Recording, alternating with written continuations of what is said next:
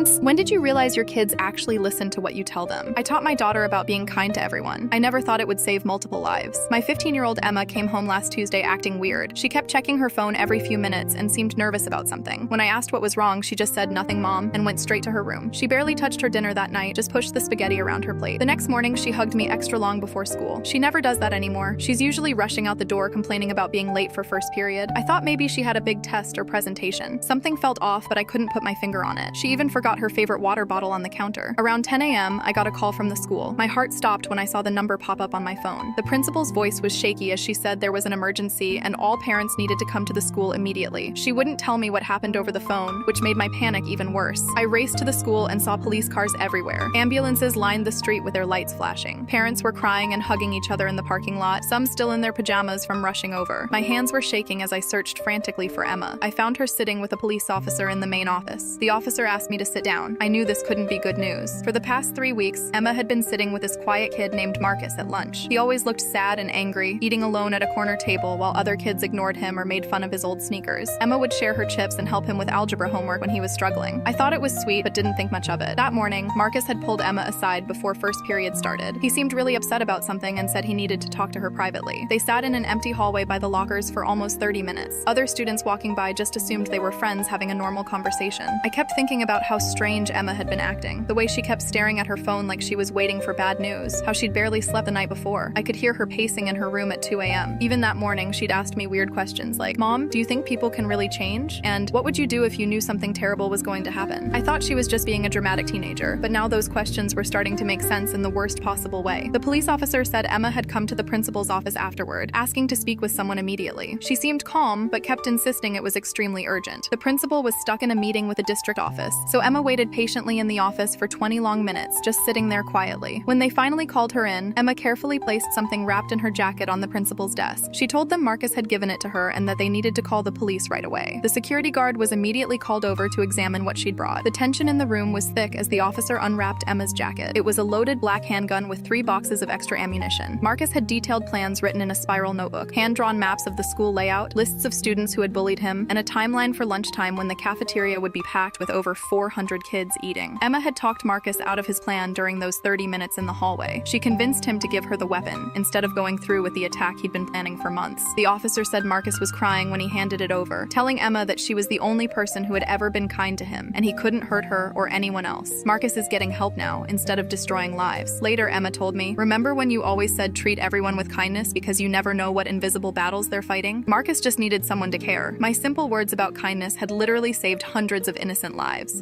Merch link in bio if you vibe with full stories.